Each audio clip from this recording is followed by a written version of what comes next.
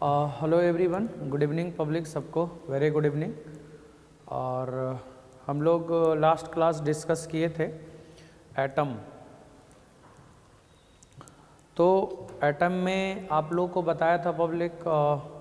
अच्छा, एक चीज़ और इन्फॉर्मेशन देना था आप लोग को कि आप लोग का लाइव क्लास यानी कल से लाइव क्लास आप लोगों का चलेगा 6 बजे से। मीन्स कि अब लाइव क्लास चलेगा 6 बजे से, है ना। आप लोग का लगातार मतलब 6 से 1.5 घंटा 2 घंटा के आसपास, 1 घंटा 1.25 घंटा 1.5 घंटा जो भी है, मतलब चलेगा। 6 बजे से लाइव क्लास चलेगा, यानी कल ही से। कल भी क्लास होगा पब्लिक, कल सैटरडे है लेकिन फिर भी क्लास होगा आप लोग का। और लाइव क्लास कंटिन्यू चलेगा 6 बजे से और एग्ज़ामिनेशन तक मतलब कंटिन्यू चलेगा।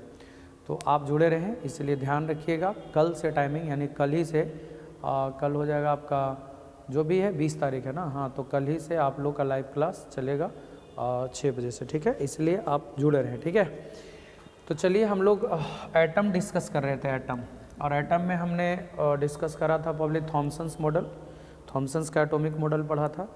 फिर आप लोग को पढ़ाए होंगे पब्लिक थॉमसन्स एटॉमिक मॉडल के बाद रदरफोर्ड का एटॉमिक मॉडल। और रदरफोर्ड में impact parameter, distance of closest approach, तीनों का ड्रॉबैक। उसके बाद नील्स बोर एटॉमिक मॉडल, ठीक है, बोर्स एटॉमिक मॉडल भी। अब बोर्स एटॉमिक मॉडल को यूज़ करके हम लोग किसी भी एटम का रेडियस कैसे निकालते हैं, वेलोसिटी कैसे निकालते हैं, energy of electron in any orbit कैसे निकालते हैं, कोई भी एनर्जी लेवल में इलेक्ट्रॉन का एनर्जी कैसे निकालेंगे, वो चीज़। उसके बाद स्पेक्ट्रम, हाइड्रोजन स्पेक्ट्रम क्या है, फिर एनर्जी लेवल डायग्राम, उसके बाद फिर आगे हम लोग बढ़ेंगे पब्लिक, ठीक है। तो ये ध्यान रखना है ना।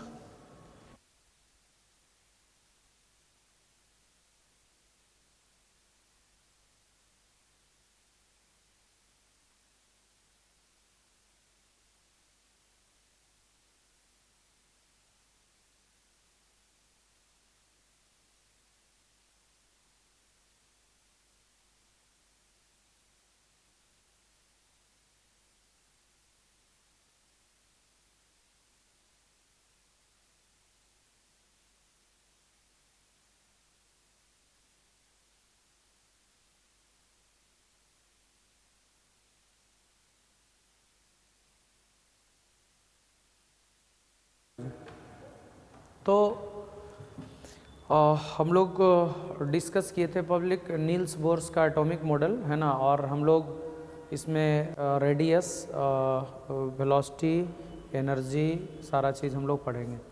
तो सबसे पहले हम निकालते हैं पब्लिक नील्स बोर्स मॉडल को यूज़ करके radius of atom. Radius of atom, atom का रेडियस कैसे निकालते हैं, ठीक है। रेडियस ऑफ एटम, देखिए एटम का रेडियस हम लोग कैसे निकालेंगे पब्लिक, ध्यान से देखेंगे आप लोग। जैसे ये हो जाएगा आपका ऑर्बिट जिसमें इलेक्ट्रॉन रिवॉल्व कर रहा है, न्यूक्लियस पर चार्ज होता है प्लस जेडी, और ये है इलेक्ट्रॉन जिसका रेडियस हो जाएगा आर, और भी वेलोसिटी से इलेक्ट्रॉन मूव कर रहा है सर्कुलर पाथ पे, ठीक है। अब पहला काम ये है कि जब ये सर्कुलर पाथ पे घूमेगा तो इसको सेंट्रीपिटल फोर्स चाहिए। अगर ये सर्कुलर पाथ पे घूमेगा तो इसको क्या चाहिए, सेंट्रीपिटल फोर्स, है ना पब्लिक। और वो सेंट्रीपिटल फोर्स कौन देगा, तो ये प्लस और ये माइनस, पॉजिटिव चार्ज है ना न्यूक्लियस में, प्रोटॉन और ये इलेक्ट्रॉन, ये दोनों के बीच में जो अट्रैक्शन का फोर्स होगा ना, वही सेंट्रीपिटल फोर्स देगा। यानी प्लस और माइनस के बीच में अट्रैक्शन फोर्स लेगा और यही अट्रैक्शन फोर्स सेंट्रीपिटल फोर्स देगा, ठीक है। यही centripetal force is provided by electrostatics force. और सर्कुलर पाथ पे ऑर्बिट पे घूमने के लिए सेंट्रीपिटल चाहिए, सेंट्रीपिटल चाहिए। बिना सेंट्रीपिटल फोर्स का कोई भी बॉडी सर्कुलर पाथ पे मूव नहीं कर सकता है। तो अगर ये इलेक्ट्रॉन सर्कुलर पाथ पे मूव कर रहा है तो सेंट्रीपिटल चाहिए, और सेंट्रीपिटल के लिए फॉर्मूला होता है mv²/r। और इलेक्ट्रोस्टैटिक्स फोर्स का फॉर्मूला k Q1Q2/r²। एक r से r चला गया तो हो गया पब्लिक v² बराबर या mv² = k ZE²/r। तो r बराबर हो जाएगा k ZE² m। चाहे भी रहने दीजिए, कोई दिक्कत नहीं है। इसको इक्वेशन नंबर अभी फर्स्ट मान लीजिए, अभी हुआ नहीं है पब्लिक। अब क्या करना है आपको, एक छोटा सा काम करना है। ये क्या किए आपको पता चल गया होगा कि इलेक्ट्रॉन ऑर्बिट में चक्कर लगा रहा है सर्कुलर पाथ पे, उसको सेंट्रीपिटल फोर्स चाहिए। और सेंट्रीपिटल फोर्स किसके द्वारा मिलेगा, तो ये पॉजिटिव और ये नेगेटिव। तो पॉजिटिव चार्ज नेगेटिव चार्ज के बीच में अट्रैक्शन होता है, इलेक्ट्रोस्टैटिक्स अट्रैक्शन फोर्स। वही अट्रैक्शन का फोर्स इसको सेंट्रीपिटल देगा, मतलब गोल गोल घूमने के लिए फोर्स देगा। फर्स्ट मान लिए 9,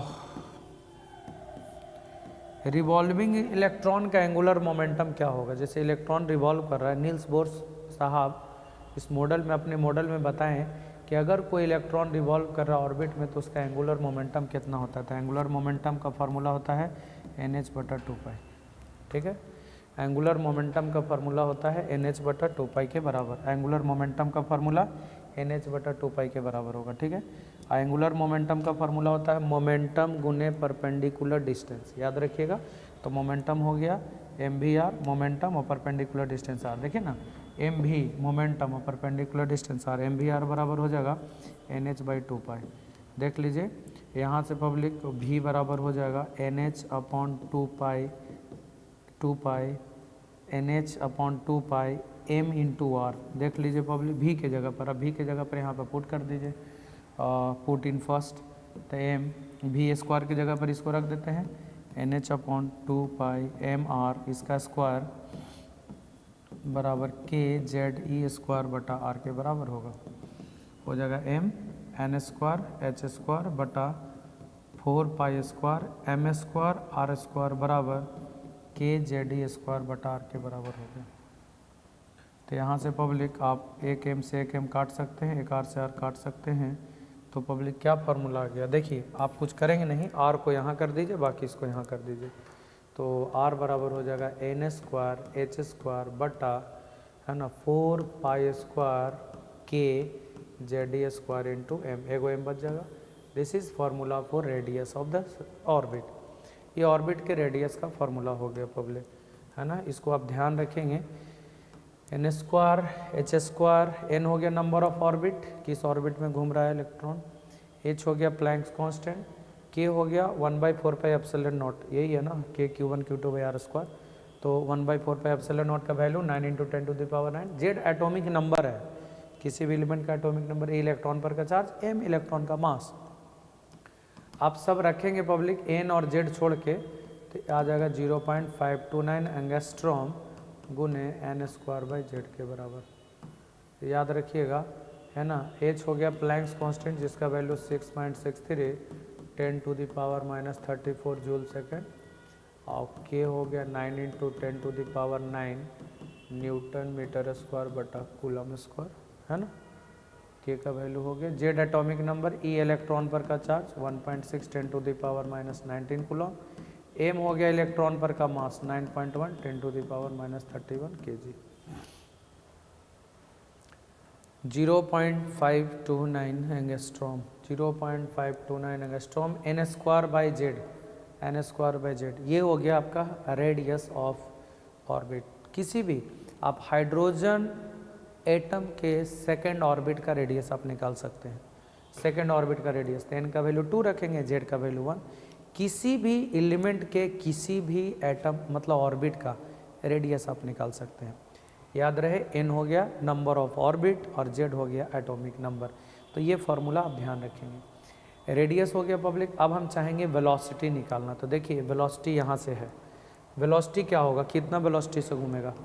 हम लोग निकालना चाहेंगे पब्लिक कि इलेक्ट्रॉन जो घूम रहा है उसका कितना वेलोसिटी होगा। तो वेलोसिटी का फार्मूला तो यही है, क्या है देख लीजिए, NH/2π m into r, NH/2π m into r। r हो गया रेडियस, रेडियस का फार्मूला हम बता दिए हैं।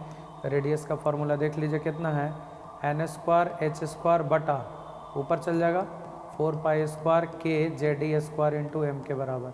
m से m चला गया पब्लिक, 2π से 4π चला जाएगा, है ना। तो 2π बचेगा यहाँ से, ठीक है। एक NH से एक NH चला जाएगा, तो v बराबर क्या बचेगा 2π kZe² बटा n इंटू h के बराबर। This is formula for velocity. आप देख लीजिए कुछ किए नहीं है, जो भी था पब्लिक उसमें हम आर का फार्मूला रखे हैं N square H square upon 4 pi square K Z square into M. देखिए एन एच से एन एच गया 2 पाई एम, देखिए एम से एम चला गया और 4 पाई स्क्वायर है तो 2 पाई बचा, 2 पाई के जेड स्क्वायर और बटा N H. This is formula for velocity. 2 pi constant है, K 9 into 10⁻9, Z atomic number, E electron पर का charge, N number of orbit, H Planck constant रखेंगे public 2.19 10⁻6 metre per second into Z बटा N आ जाएगा। It is formula for velocity of electron in any orbit, है ना। अब आप देख लीजिए ऑर्बिट बढ़ाने से क्या होगा, नंबर ऑफ ऑर्बिट बढ़ाएंगे तो वेलोसिटी घटेगा ना पब्लिक। स्पीड इलेक्ट्रॉन का, रिवॉल्विंग इलेक्ट्रॉन का स्पीड घटता है। तो ये 2.19 10⁻6 मीटर पर सेकेंड ये हो जाएगा पब्लिक, है ना। मतलब स्पीड का formula 2.19 10⁻6 metre per second Z बटा एन के बराबर हो जाएगा। जेड बटा एन के बराबर हो जाएगा 2.19 10⁻6 मीटर पर सेकेंड जेड बटा एन के बराबर हो जाएगा। तो आप समझ सकते हैं ये स्पीड हो गया, है ना। अब हम चाहते हैं public energy, energy of revolving electron, energy of revolving electron निकालना, रिवॉल्विंग इलेक्ट्रॉन का एनर्जी। तो रिवॉल्विंग इलेक्ट्रॉन में दो एनर्जी होगा। अगर इलेक्ट्रॉन जिसे मान लिया जाए ये हो गया जेड, है ना, और ये हो गया electron radius R, V velocity से घूम रहा है मास में। तो पहली बात तो इसके पास काइनेटिक एनर्जी है, इसके पास काइनेटिक एनर्जी कितना होगा, half m v square. Kinetic energy होगा half m v square. Potential energy, एक ये भी चार्ज है एक ये भी चार्ज है, तो दो चार्ज के बीच का पोटेंशियल एनर्जी होगा, दो चार्ज के बीच का पोटेंशियल एनर्जी होगा पब्लिक, है ना। एक चार्ज ये दूसरा चार्ज ये। तो पहले हम निकालना चाहेंगे काइनेटिक एनर्जी रिवॉल्विंग इलेक्ट्रॉन का हाफ एम बी स्क्वायर। तो हाफ एम भी स्क्वायर, भी के जगह पे कितना हो गया 2 pi K J D square बटा एन एच का स्क्वायर। बताइए क्या हो जाएगा पब्लिक, देख लीजिए 2 का स्क्वायर 4 से 2 कटेगा तो एम 2m पाई स्क्वायर के स्क्वायर जेड स्क्वायर ई के पावर 4 बटा एन स्क्वायर एच स्क्वायर। देख लीजिए ई निकल गया kinetic energy. Kinetic energy 2 pi square M K square Z square E 4 बटा एन स्क्वायर एच स्क्वायर के बराबर। This is formula for kinetic energy of revolving electron. अब हम चाहेंगे निकालना इसका पोटेंशियल एनर्जी। पोटेंशियल एनर्जी तो भैया एक चार्ज प्लस Q1 है, प्लस Q और दूसरा चार्ज माइनस Q, तो दोनों के बीच पोटेंशियल एनर्जी होगा। फार्मूला क्या होता है 1/4 पाई एप्सिलॉन नॉट, दो चार्ज के बीच का, एक चार्ज Q1 दूसरा चार्ज Q2, सेपरेशन आर है तो पोटेंशियल एनर्जी का फार्मूला पढ़े होंगे 1/4 पाई एप्सिलॉन नॉट के Q1 Q2 बटा आर। दो चार्ज है Q1 Q2 और दोनों के बीच का सेपरेशन आर है, तो दोनों के बीच का पोटेंशियल एनर्जी हो जाएगा के Q1 Q2 बाई आर के बराबर। तो पोटेंशियल एनर्जी बराबर फार्मूला होगा के जे डी माइनस यहाँ हो जाएगा जे D square minus K J D square बटा आर। रेडियस का क्या formula N square H square बटा 4 पाई स्क्वायर, तो ऊपर चल जाएगा 4 pi square K J D square into M के बराबर, 4 pi square K J D square into M के बराबर। तो पब्लिक यहाँ से क्या हो जाएगा पोटेंशियल एनर्जी आप देख लीजिए,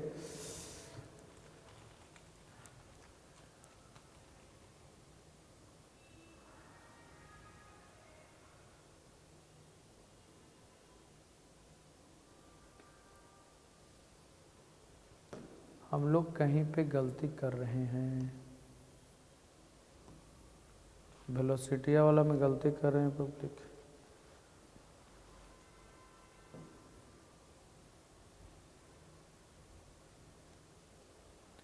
B बराबर हो जाएगा NH upon 2 pi M are.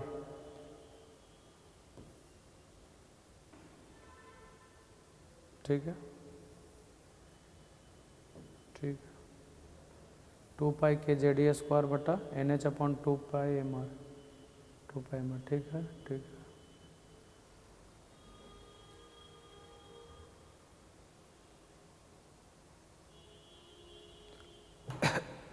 और NH upon 2 pi M R की जगह पर N square H square upon 4 pi square K J D square into M. ठीक है, ठीक है, ठीक है।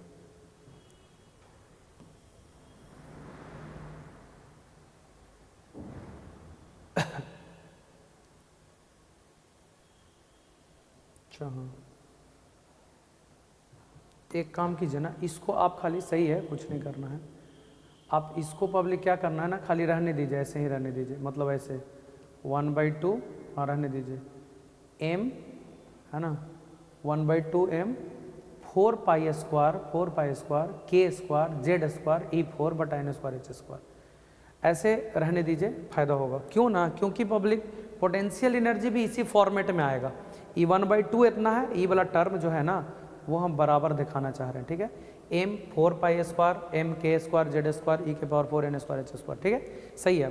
तो पोटेंशियल एनर्जी कितना हो जाएगा पब्लिक, देख लीजिए यहाँ से मल्टीप्लाई कीजिए, देखिए 4 पाई स्क्वायर को एक तरफ कर लीजिए, m है ना, m रहने दीजिए, 4 पाई स्क्वायर रहने दीजिए पब्लिक, k स्क्वायर हो जाएगा, जेड स्क्वायर हो जाएगा, ये स्क्वायर E⁴ बटा n स्क्वायर H स्क्वायर।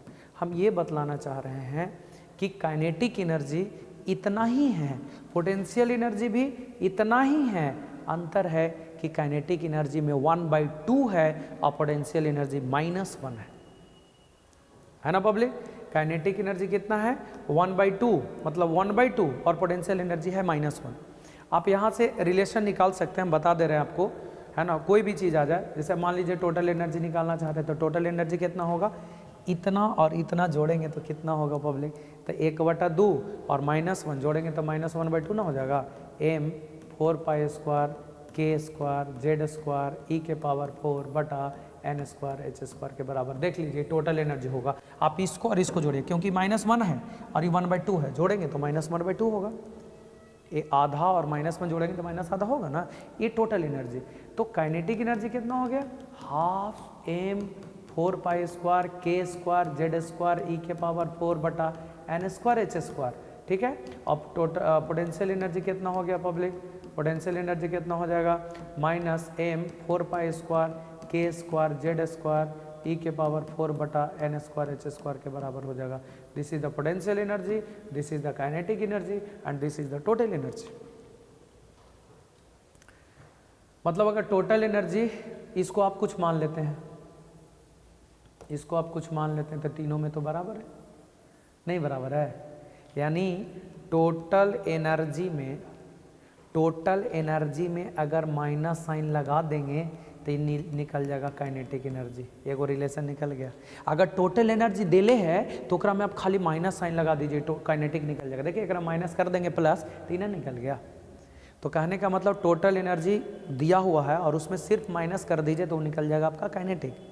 अच्छा काइनेटिक देले है, ठीक है, काइनेटिक देले है, काइनेटिक में आप खाली 2 से गुना करके माइनस साइन लगा दीजिए तो पोटेंशियल एनर्जी निकल जाएगा। माने काइनेटिक देले है और आपको पोटेंशियल बोल रहे निकाले लेते, अगर हम खाली 2 से गुना करके माइनस साइन लगा दीजिए तो ना निकलेगा ये। तो ऐसे करके काइनेटिक पोटेंशियल। अच्छा ये दोनों में क्या रिलेशन हो गया पब्लिक, कि आप टोटल एनर्जी में खाली 2 से गुना कर दीजिए पब्लिक तो ये निकल जाएगा पोटेंशियल एनर्जी। तो आपको तीनों के बीच में kinetic potential, potential kinetic, total सब में आपस में रिलेशन बता दी हैं, इससे आप कोई सवाल निकाल सकते हैं। टोटल दे ले है काइनेटिक निकालना है, ये रिलेशन, काइनेटिक दे ले है पोटेंशियल निकालना है, ये रिलेशन, टोटल दे ले है पोटेंशियल निकालना है, ये रिलेशन। तो आप कैसे भी आपस में रिलेट करके निकाल लेंगे पब्लिक। तो टोटल एनर्जी का फॉर्मूला आप देख सकते हैं, इतना आया। वैल्यू पुट करने के बाद सारा का सारा टोटल एनर्जी का फॉर्मूला होता है -13.6 बटा n स्क्वायर, ऊपर में जेड स्क्वायर भी रहेगा, इंटू इलेक्ट्रॉन वोल्ट के बराबर। मतलब जेड स्क्वायर बटा n स्क्वायर इतना electron volt, -13.6 electron volt into Z square बटा n स्क्वायर। तो हाइड्रोजन एटम के लिए जेड का वैल्यू तो 1 ही होगा ना। तो जनरली आपको याद करना है फॉर हाइड्रोजन एटम के लिए पब्लिक, या हाइड्रोजन लाइक, मतलब -13.6 इलेक्ट्रॉन वोल्ट बटा n स्क्वायर के बराबर। This is formula for total energy. ये टोटल एनर्जी का फार्मूला हो गया इलेक्ट्रॉन का किसी भी ऑर्बिट में। ये था पब्लिक आपका एनर्जी, टोटल एनर्जी, ध्यान रखिएगा। अच्छा दूसरी बात आपको बता दें कि ये हो गया आपका टोटल एनर्जी। अब हम बताना चाहते हैं पब्लिक स्पेक्ट्रम, ठीक है। जब ये हो गया टोटल एनर्जी, है ना, टोटल एनर्जी का फार्मूला हो गया। अब इलेक्ट्रॉन मान लिया जाए, जैसे जैसे ऑर्बिट बढ़ेगा, मान लिया जाए एनर्जी लेवल डायग्राम बनाना है, एनर्जी लेवल डायग्राम बनाना है, एनर्जी लेवल डायग्राम। तो आप बताइए कि टोटल एनर्जी पहला ऑर्बिट में कितना होगा इलेक्ट्रॉन का हाइड्रोजन स्पेक्ट्रम के लिए। तो हाइड्रोजन के लिए जेड का मान तो 1 रखेंगे, तो पहला ऑर्बिट में एनर्जी इलेक्ट्रॉन का हो जाएगा -13.6 इलेक्ट्रॉन वोल्ट बटा 1 का स्क्वायर, मतलब -13.6 इलेक्ट्रॉन वोल्ट। दूसरा ऑर्बिट में कितना हो जाएगा -13.6 इलेक्ट्रॉन वोल्ट और बटा 2 का स्क्वायर, तो 2 का स्क्वायर 4, 3.4 इलेक्ट्रॉन वोल्ट। तीसरा ऑर्बिट में एनर्जी चाहिए -13.6 इलेक्ट्रॉन वोल्ट बटा 3 का स्क्वायर, 9 से भाग लगाएंगे तो -1 जो भी है 5 इलेक्ट्रॉन वोल्ट। चौथा ऑर्बिट का एनर्जी चाहिए पब्लिक -13.6 इलेक्ट्रॉन वोल्ट बटा 4 का स्क्वायर, 16 से डिवाइड करेंगे तो 16 -0.85 इलेक्ट्रॉन वोल्ट है ना पब्लिक। पाँचवा वाला अगर एनर्जी की बात करें -13.6 इलेक्ट्रॉन वोल्ट बटा 5 का स्क्वायर, -25 छक्का 25 पचे 54 इलेक्ट्रॉन वोल्ट। मतलब ऐसे करके एनर्जी देख लीजिए। अब एनर्जी बढ़ ही रहा है पब्लिक, -13.6 पहला ऑर्बिट में, दूसरा ऑर्बिट में -3.4, तीसरा ऑर्बिट में -1.5, चौथा ऑर्बिट में -0.85, बढ़ रहा है एनर्जी, माइनस में है ना, तो बढ़ रहा है एनर्जी। यानी जैसे जैसे ऑर्बिट बढ़ेगा एनर्जी भी इलेक्ट्रॉन का क्या होते जाएगा, बढ़ते जाएगा। तो अगर हम एनर्जी लेवल डायग्राम की बात करें तो देखिए ये पहला ऑर्बिट है, अब पहला ऑर्बिट का एनर्जी -13.6 इलेक्ट्रॉन वोल्ट। दूसरा ऑर्बिट है पब्लिक n = 1 हो गया। अगर दूसरा ऑर्बिट की बात करें तो दूसरा ऑर्बिट में एनर्जी कितना है -3.4। तीसरा ऑर्बिट की बात करें n = 3, तीसरा ऑर्बिट की बात करें -1.5 इलेक्ट्रॉन वोल्ट, ठीक है। चौथा ऑर्बिट की बात करें n = 4, तो चौथा ऑर्बिट की बात करें तो E4 बराबर हो जाएगा -0.85 इलेक्ट्रॉन वोल्ट। पाँचवा ऑर्बिट की बात करें n = 5, तो यहाँ पर हो जाएगा E5 = -0.54 इलेक्ट्रॉन वोल्ट। आप जैसे जैसे ऊपर जाएंगे पब्लिक, अगर आप बढ़ते बढ़ते बढ़ते बढ़ते बढ़ते बढ़ते इनफाइनाइट वाला ऑर्बिट में पहुँच जाएंगे तो वहाँ पर एनर्जी का वैल्यू कितना होगा, 0। तो देखिए बढ़ रहा है और धीरे धीरे डिफरेंस भी घट रहा है पब्लिक। देखिए ये दोनों को घटाइए, पता है कितना आएगा 10.2, एक में से एक घटाई नहीं, ज़्यादा है कम है, तो 10.2 का अंतर आएगा। ये दोनों में पता है कितना का अंतर आएगा, 1.9 इलेक्ट्रॉन वोल्ट का। तो भैया अंतरवा तो एक से कम है ना, इसीलिए डिफरेंस भी कम है, और कमेगा और कमेगा और कमेगा, धीरे धीरे सट जाएगा।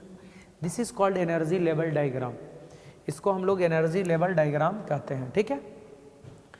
तो पहला ऑर्बिट में ज़्यादा है, सॉरी कम है, उससे ज़्यादा दूसरा ऑर्बिट में। अब इलेक्ट्रॉन अगर यहाँ से यहाँ जंप करेगा तो एनर्जी रिलीज करेगा, हाइयर ऑर्बिट से लोअर में जंप करेगा तो एनर्जी रिलीज करेगा। कितना एनर्जी रिलीज करेगा, तो देखिए एनर्जी कितना रिलीज करेगा पब्लिक, तो फाइनल इनिशियल में से फाइनल को आपको घटाना पड़ेगा। इनिशियल मतलब जहाँ से जंप कर रहा है वो इनिशियल एनर्जी होगा, और जहाँ जंप कर रहा है वो फाइनल होगा। तो इनिशियल का एनर्जी ज़्यादा होगा, मतलब यहाँ इनिशियल है यहाँ फाइनल है, तो इसका एनर्जी ज़्यादा होगा, इसका एनर्जी कम होगा, तो है ना। तो ई इनिशियल वाला एनर्जी कितना हो जाएगा, -13.6 इलेक्ट्रॉन वोल्ट और बटा n इनिशियल का स्क्वायर, ठीक है। और माइनस फाइनल एनर्जी कितना होगा, -13.6 इलेक्ट्रॉन वोल्ट बटा n फाइनल का स्क्वायर, ठीक है। अब पब्लिक एनर्जी का फॉर्मूला होता है hν, ई प्लस हो जाएगा 13.6 इलेक्ट्रॉन वोल्ट कॉमन, तो 1/n फाइनल का स्क्वायर -1/n इनिशियल का स्क्वायर। hc/λ बराबर -13.6 इलेक्ट्रॉन वोल्ट 1/n फाइनल का स्क्वायर -1/n इनिशियल का स्क्वायर। अब देख लीजिए पब्लिक 1/λ ये नीचे चला जाएगा ना, 13.6 इलेक्ट्रॉन वोल्ट बटा hc 1/n फाइनल का स्क्वायर -1/n इनिशियल का स्क्वायर। देखिए पब्लिक ये पूरा का पूरा कांस्टेंट है और इसको कहते हैं हम लोग रेडबर्ग कांस्टेंट। तो 1/λ बराबर हो जाएगा r 1/n फाइनल का स्क्वायर -1/n इनिशियल का स्क्वायर। देख लीजिए it is formula for wavelength, ये वेवलेंथ का के लिए फार्मूला हो गया। वेयर आर रेडबर्ग कांस्टेंट है 1.097 × 10⁻7 पर मीटर होता है पब्लिक, शायद यही होता है, देख लीजिएगा रेडबर्ग कांस्टेंट का। अब ये हो गया पब्लिक। अब अलग अलग सीरीज कैसे प्राप्त करेंगे हम लोग, तो ये फार्मूला आप याद रखिएगा। 1/λ वेव नंबर होता है, 1/λ बराबर r 1/n फाइनल का स्क्वायर -1/n इनिशियल का स्क्वायर। चलिए देखिए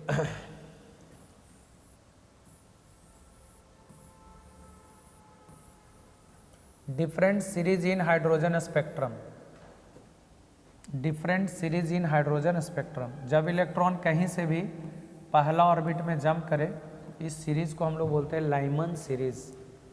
Lyman series, Lyman series, Lyman series मतलब फाइनली कहाँ जंप किया पब्लिक? 1 में। अलग अलग सीरीज बता रहे हैं कि कहाँ से कहाँ जंप करेगा तो क्या मिलेगा, अलग अलग सीरीज है। तो आप बताइए फाइनली कहाँ जंप किया? 1। और इनिशियल क्या हुआ, कहाँ से कहाँ जंप करेगा? दूसरा से पहला, तीसरा से, चौथा से, पाँचवा से, अप टू इनफाइनाइट से। तो आप बताइए इसमें क्या फार्मूला मिलेगा? 1/λ बराबर आर एन फाइनल का स्क्वायर माइनस 1/n इनिशियल का स्क्वायर। तब फाइनल तो पब्लिक 1 है, तो आर 1 का स्क्वायर माइनस 1/2 का स्क्वायर, 3 का स्क्वायर, जो भी है। अब पब्लिक ये जो वेवलेंथ मिलेगा, जो भी मिलेगा, ये यूवी रीजन में मिलेगा, यूवी रीजन में, अल्ट्रा वायलेट रीजन में मिलेगा। ठीक है, मतलब उसका जो वेवलेंथ मिलेगा पब्लिक, जो भी लैम्डा मिले, वो अल्ट्रा वायलेट वाला रीजन में मिलेगा।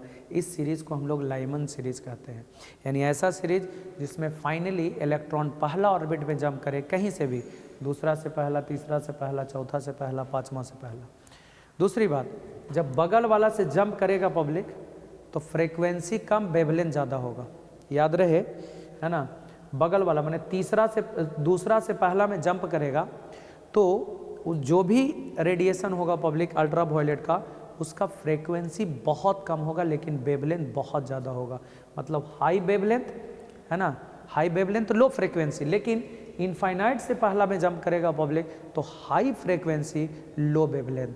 याद रखिएगा, बगल वाला से जंप करेगा तो ज़्यादा वेवलेंथ, और इनफाइनाइट वाला से जंप करेगा पहला वाला में तो लो वेवलेंथ के बराबर होगा। तो याद रखिएगा, फॉर हाईएस्ट वेवलेंथ या मैक्सिमम वेवलेंथ लाइट के लिए लाइट कहाँ से कहाँ जंप करना चाहिए? दूसरा से पहला। लाइमन सीरीज में मैक्सिमम वेवलेंथ दूसरा से पहला, मिनिमम वेवलेंथ इन्फिनिटी से पहला। मिनिमम फ्रीक्वेंसी दूसरा से पहला, मैक्सिमम फ्रीक्वेंसी इनफाइनाइट से। तो ये ध्यान रखना है पब्लिक, बगल वाला से जंप करेगा तो वेवलेंथ मैक्सिमम, फ्रीक्वेंसी मिनिमम, और इन्फिनिटी वाला से जंप करेगा पब्लिक तो फ्रीक्वेंसी ज़्यादा और वेवलेंथ कम। ऐसा क्यों होता है? क्यों ना, क्योंकि ये ज़्यादा एनर्जी गैप है ना, और एनर्जी ज़्यादा होगा तो फ्रीक्वेंसी भी ज़्यादा होता है। तो इसीलिए हम बोल रहे हैं कि यहाँ से जंप करेगा तो फ्रीक्वेंसी ज़्यादा, एनर्जी भी ज़्यादा, वेवलेंथ कम मिलेगा, क्योंकि फ्रीक्वेंसी का फॉर्मूला होता है c/λ। तो ये ज़्यादा होगा तो कम ना होगा, इसीलिए हम बोल रहे हैं। ठीक है, चलिए दूसरा है बाल्मर। फाइनली बाल्मर में दूसरा में जंप करता है, कहीं से भी दूसरा में, कहीं से भी दूसरा में जंप किया तो इस सीरीज़ को बाल्मर सीरीज़ बोलते हैं। फाइनली दूसरा, इनिशियल 3, 4, 5 से लेकर के इनफाइनाइट तक। क्या फार्मूला बनेगा?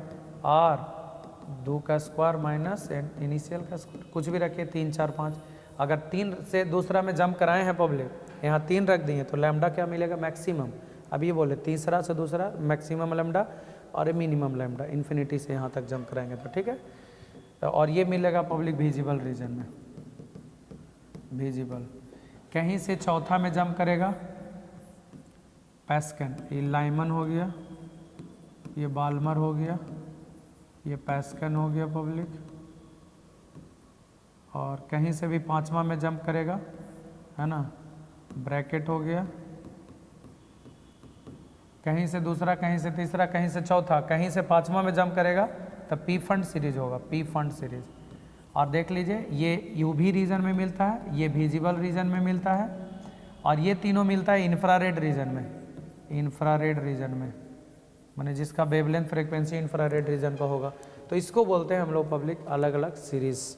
ठीक है, ये सब सिंपल है, फार्मूला आपको खाली ये वाला याद कर लेना है, Lyman, Balmer, Paschen, Brackett, P fund.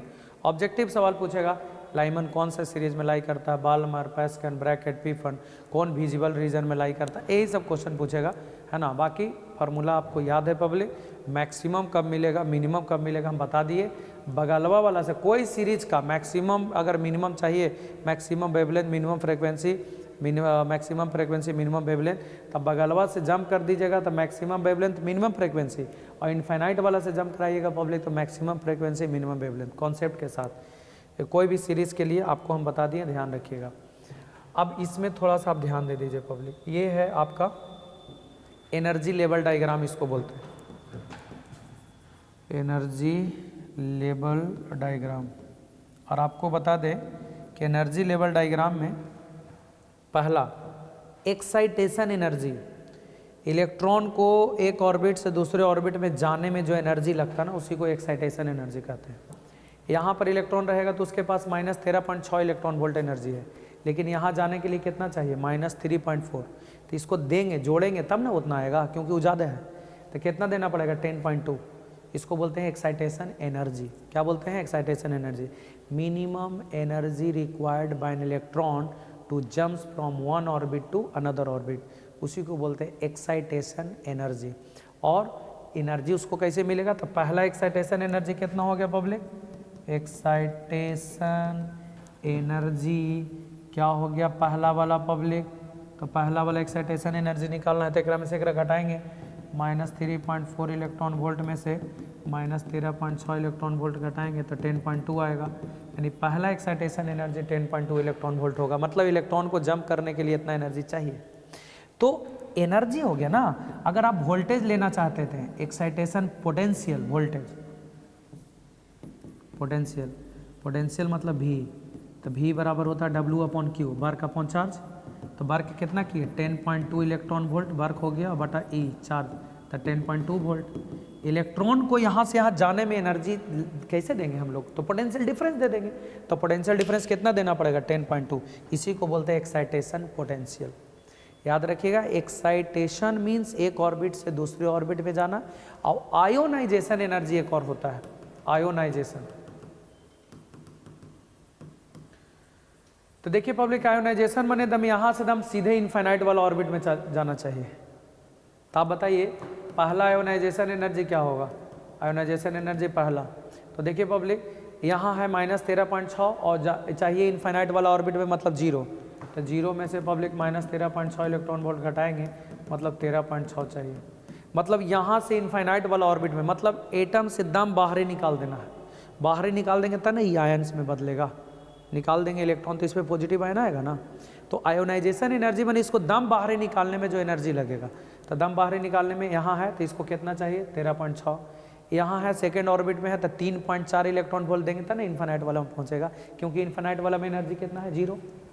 तो मेरे कहने का मतलब ये हुआ पब्लिक कि 13.6 electron volt first ionization energy है। इतना एनर्जी का आवेगा कैसे, तो वोल्टेज अप्लाई करेंगे तो V बराबर एनर्जी और बटा चार्ज, कैंसिल 13.6 वोल्ट, ये हो गया आयोनाइजेशन पोटेंशियल। तो एक्साइटेशन मीन्स एक ऑर्बिट से दूसरे ऑर्बिट में जाने में जो एनर्जी लगेगा उसी को एक्साइटेशन एनर्जी कहते हैं, ठीक है। आयोनाइजेशन दम बाहर ही निकालने में जो एनर्जी लगता है। अब एक लास्ट टॉपिक आप लोग को बताते हैं कि डी ब्रॉगली साहब बोर्स मॉडल को प्रूफ कैसे किए। De Broglie explanations of Bohr's atomic model.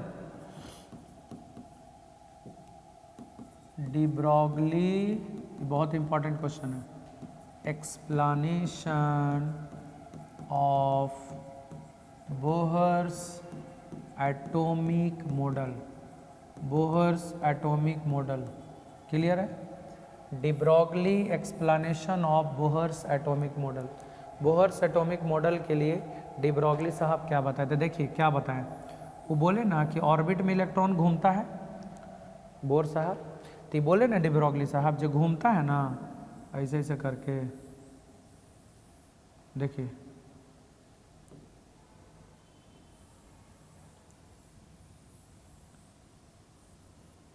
देखिए पब्लिक, वो बोले ना जैसे यहाँ से यहाँ तक एक वेवलेंथ बन गया, दूसरा वेवलेंथ, तीसरा वेवलेंथ, चौथा वेवलेंथ, पांचवा वेवलेंथ, छठा वेवलेंथ। तो बोले ना कि पूरा जो गोलका होगा ना, सर्कुलर पाथ 2πr, ये वेवलेंथ के इंटीग्रल मल्टीपुल के बराबर होगा। मतलब आधा उधा नहीं बनेगा वेवलेंथ, ऐसा नहीं हो कि ऐसे बन जाए, मतलब ऐसे करके बन जाए। तो भैया ये आधे बना है, पूरा वेवलेंथ बनना चाहिए, 4 गो बने, 6 गो, जैसे कै गो बना, 1 2 3 4 5 6 गो बना। तो या तो 6 गो बने, या तो 5 गो, या तो 4 गो। आधा, डेढ़, अढ़ाई, पौने 3 वेवलेंथ नहीं बनेगा। जब भी बनेगा तो हमेशा इंटीग्रल वेवलेंथ के बराबर बनेगा। तो इन लैम्डा के बराबर हो गया। वो बोले डी ब्रॉगली साहब कि पूरा जो एटम का जो ऑर्बिट है जो घूम रहा है जिसमें इलेक्ट्रॉन, उसका पाथ वेवलेंथ के इंटीग्रल मल्टीपुल के बराबर होगा। और डी ब्रॉगली साहब वेवलेंथ अपन दे दिए थे h/mv, ये डी ब्रॉगली वेवलेंथ है, ये डी ब्रॉगली वेवलेंथ है, डी ब्रॉगली वेवलेंथ, ठीक है, डी ब्रॉगली वेवलेंथ पब्लिक दे दिए थे।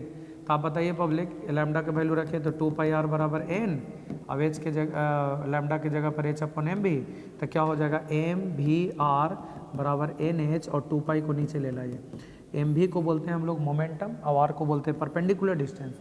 मोमेंटम इंटू परपेंडिकुलर डिस्टेंस को एंगुलर मोमेंटम बराबर एन एच अपॉन 2 पाई। बताइए बोर्स मॉडल हो गया कि नहीं? यही बताए थे ना बोर साहब कि एंगुलर मोमेंटम जो होता है रिवॉल्विंग इलेक्ट्रॉन का NH/2 पाई के बराबर होता है। और इस तरह से एटम का कहानी खत्म हो गया। तो पब्लिक आपको रेडियस, वेलोसिटी, एनर्जी कोई दम नहीं है, सिंपल है, मैथमेटिक्स सिंपल है पब्लिक, आप बना सकते हैं। फॉर्मूला याद रखना है रेडियस का, वेलोसिटी का, एनर्जी का। Radius 0.529 angstrom, velocity 2.19 10⁶ metre per second, energy -13.6 electron volt बटा n स्क्वायर, है ना।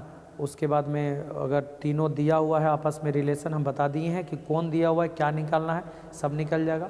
फिर आपको बता दें पब्लिक जो डिफरेंट सीरीज बताएं वो अलग अलग energy level diagram, this is called energy level diagram, कि कौन से ऑर्बिट में कितना एनर्जी होगा इलेक्ट्रॉन का, excitation energy, excitation potential, ionization energy, ionization potential, है ना पब्लिक।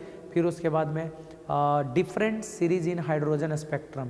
हाइड्रोजन स्पेक्ट्रम क्यों हम बता रहे थे पब्लिक, क्योंकि इलेक्ट्रॉन हायर ऑर्बिट से लोअर ऑर्बिट में आता है तो एनर्जी रिलीज करता है, वो अलग अलग वेवलेंथ, अलग अलग फ्रीक्वेंसी का होता है, और वही एक स्पेक्ट्रम के फॉर्म में हम लोग को मिला। और डिफरेंट सीरीज है, और वो अलग अलग सीरीज क्या था, Lyman, Balmer, Paschen, Brackett, Pfund, है ना, ऐसे करके है public, Lyman, Balmer, Paschen, Brackett, Pfund, और सबके लिए फार्मूला हम आपको बता दिए पब्लिक, ये फार्मूला होता है। तो और बोर साहब का प्रूफ, मॉडल का प्रूफ डी ब्रोगली साहब के द्वारा, तो ये आपने देखा पब्लिक। दूसरी बात, इसका लिमिटेशन इनका भी है, बोर्स मॉडल का अगर लिमिटेशन पूछता है तो लिमिटेशन बता दिया। ड्रॉबैक, इनका ड्रॉबैक था ना कि गोल काहे लिए नहीं बताएं, जैसे बोले ना कि सर्कुलर ऑर्बिट पे घूमता है इलेक्ट्रॉन, क्यों नहीं बताएं, जब इलेप्टिकल भी हो सकता है तो सर्कुलर काहे लिए पब्लिक, तो इसके बारे में एक्सप्लेनेशन नहीं दिया। दूसरी बात, ये सिर्फ 1 इलेक्ट्रॉन वाला एटम का ही स्पेक्ट्रम बताए, एक से ज़्यादा इलेक्ट्रॉन जिक्र में रहेगा वो नहीं बताएं। हाइड्रोजन हो गया, हीलियम, लिथियम, Li2+ मैंने 3 गो था, 2 गो था, 3 गो था, 2 गो निकाल लिए, हीलियम में 2 गो है, 1 गो निकाल लिए इलेक्ट्रॉन, तो ये 1 इलेक्ट्रॉन वाला एटम है, इसी का स्पेक्ट्रम बताएं। वो एक से ज़्यादा इलेक्ट्रॉन वाला एटम के बारे में वो नहीं बता पाए, ठीक है। फिर इलेक्ट्रिक फील्ड, मैग्नेटिक फील्ड में कैसे वो मतलब क्या बिहेवियर उसका होगा, उसका स्पेक्ट्रम का, ये नहीं एक्सप्लेन कर पाए पब्लिक, तो ये लिमिटेशंस आप लोग लिख देंगे पब्लिक। तो ये था पूरा एटम के कहानी। अब इस पे बाकी कल आप लोग को, कल क्लास 6 बजे से होगा, बार बार हम बोल रहे हैं 6 बजे से कल क्लास चलेगा लाइव। और दूसरी बात कि कल एटम का क्वेश्चंस कराएंगे पब्लिक, एटम का क्वेश्चंस कराएंगे जो भी बोर्ड में आया हुआ है, और फिर उसके बाद में हम लोग न्यूक्लिया स्टार्ट करेंगे। कल न्यूक्लियाई का आधा से ज़्यादा पोर्शन हम लोग फिनिश कर लेंगे, और उसके बाद फिर प्रयास करें कि कल न्यूक्लियाई ख़त्म हो जाए, और अगर नहीं तो फिर हम लोग उसके बाद कर लेंगे। और फिर सेमीकंडक्टर, एक ऑप्टिक्स का भी रिवीजन हम सोच रहे हैं कराने के लिए पब्लिक, तो इसके बाद 1-2 क्लास के बाद हम ऑप्टिक्स का भी रिवीजन शुरू करेंगे, और आप लोग जुड़े रहें। ऑप्टिक्स का रिवीजन कर लीजिए, थोड़ा सा बड़ा है और रिवीजन करा देंगे पब्लिक, तो ज़्यादा मार्क्स का चैप्टर है वो, तो नंबर ऑफ क्वेश्चन ज़्यादा बनेंगे। इलेक्ट्रोस्टैटिक्स आप लोग अच्छे से, बार बार हम बोल रहे हैं रिवीजन कीजिए। इलेक्ट्रोस्टैटिक्स में दोनों chapter, electric charges and field, potential and capacitance, और करंट इलेक्ट्रिसिटी, इतना रिवीजन कीजिए। इधर ऑप्टिक्स हम रिवीजन करा रहे हैं पब्लिक, बहुत इंपॉर्टेंट है, ज़्यादा मार्क्स ये इसे क्वेश्चन आते हैं, है ना, नंबर ऑफ क्वेश्चन इस पोर्शन से ज़्यादा आते हैं, इसलिए ऑप्टिक्स और उधर इलेक्ट्रोस्टैटिक्स दोनों, और करंट, ये 3 आप लोग अच्छे से पढ़ें, सवाल नंबर ऑफ क्वेश्चंस इससे ज़्यादा आपको मिलेंगे, ठीक है। जैसे जैसे एग्जामिनेशन के करीब आएगा आपको हम करीब पहुंचा देंगे पब्लिक, क्वेश्चंस के करीब पहुंचा देंगे कि कहाँ से क्वेश्चन आ रहा है उठ करके, तो आप जुड़े रहें हमारे साथ, ये ध्यान रखना है। फिर हम मिलते हैं पब्लिक अगले क्लास में। Okay, good night, thank you.